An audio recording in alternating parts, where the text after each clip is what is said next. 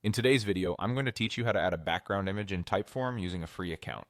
Let's get started right inside Typeform. First, log into your Typeform account and head over to your Workspaces page.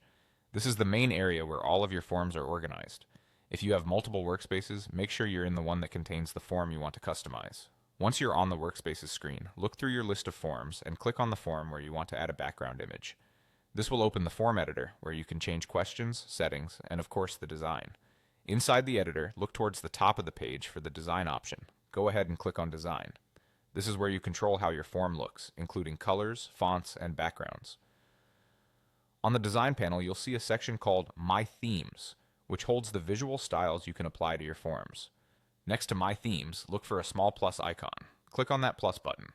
What you're doing here is creating or editing a theme so you can assign a custom background image to your form.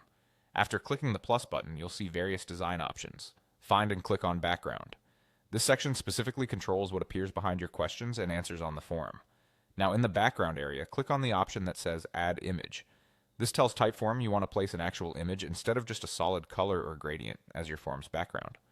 You'll then see different ways to bring an image into Typeform. Click on Image to browse the available images that Typeform offers. If you prefer to use your own picture instead, you can choose the upload option, but the process is the same from here. You're selecting the image you want to appear behind your form.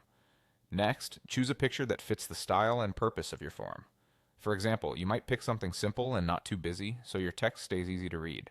When you've found the one you like, select it. After selecting your image, click on Add to apply it as the background. You should see a preview update in the editor so you can quickly check how it looks. Finally, once you're happy with everything, click on Save Changes. This step is important so that your new background image is stored and will appear when people open your live Typeform. And that's all you need to do to add a background image in a free Typeform account.